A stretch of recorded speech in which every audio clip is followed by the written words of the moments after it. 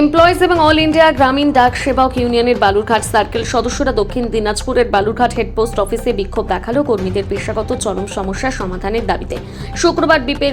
শুক্রবার বিকেলে অফিস আওয়ারের পর শতাধিক কর্মচারী বিক্ষোভ শুরু করে। এদিন বিক্ষোভ চলাকালীন কর্মচারী ইউনিয়নের বিভাগীয় জেলা নেতৃত্ব সজল গুহরায় বলেন, পোস্ট অফিসের কর্মচারীদের উপর আরোপিত অবাস্তব ও অবৈজ্ঞানিক লক্ষ্যমাত্রা বন্ধ করতে হবে। RMS কর্মীদের হয়রানি বন্ধ করা এবং NSHICH ও PHদের জন্য অবৈজ্ঞানিক চাপ বন্ধ করতে হবে। এছাড়া গ্রামীণ পোস্ট অফিসে নতুন অ্যাকাউন্ট খোলার যে অতিরিক্ত চাপ দেওয়া হচ্ছে তা কর্মক্ষেত্রের পরিবেশ বিঘ্নিত হচ্ছে এবং কর্মীদের মানসিক ভারসাম্যের উপর আঘাত হানছে।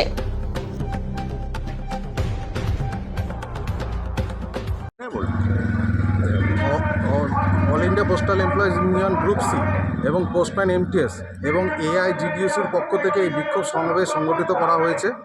মূলত যে আমাদের যে প্রধান যে দাবি, বর্তমানে প্রত্যেকটি ডাক দপ্তরে প্রত্যেকটি অফিসে একটা অবৈজ্ঞানিক এবং অবাস্তবিক একটা টার্গেট, অ্যাকাউন্ট খোলার টার্গেট বেঁধে দেওয়া হচ্ছে এবং যেটা করা প্রায় অসম্ভব। এবং যদি সেই টার্গেট যদি অ্যাচিভ করতে না পারা হয় তাহলে কর্মচারীদের নামিয়ে আনা হচ্ছে বিভিন্ন রকম শাস্তি। পাশাপাশি এটাও জোর দেওয়া হচ্ছে, যদি তারা অ্যাকাউন্ট যদি পাবলিক থেকে না জোগাড় করতে পারে তাহলে নিজেদের টাকা থেকে সেই অ্যাকাউন্ট খুলতে হবে। এবং এই অ্যাকাউন্টের যে টার্গেট, যে 2 মাসে 500 অ্যাকাউন্ট এবং ছোট ছোট ডাকঘরগুলোতে যেখানে পরিকাঠামো নেই সেই ডাকঘরগুলোতেও কিন্তু এই টার্গেট পূরণ করার জন্য অমানসিক অত্যাচার চালানো হচ্ছে ডাক বিভাগ থেকে এবং ডাক প্রশাসন থেকে।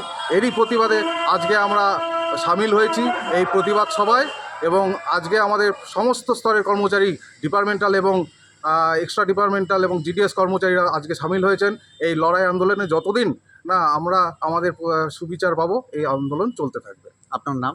আমার নাম সজল গুহরায়, বিভাগীয় সম্পাদক AI NFP দক্ষিণ দিনাজপুর শাখা।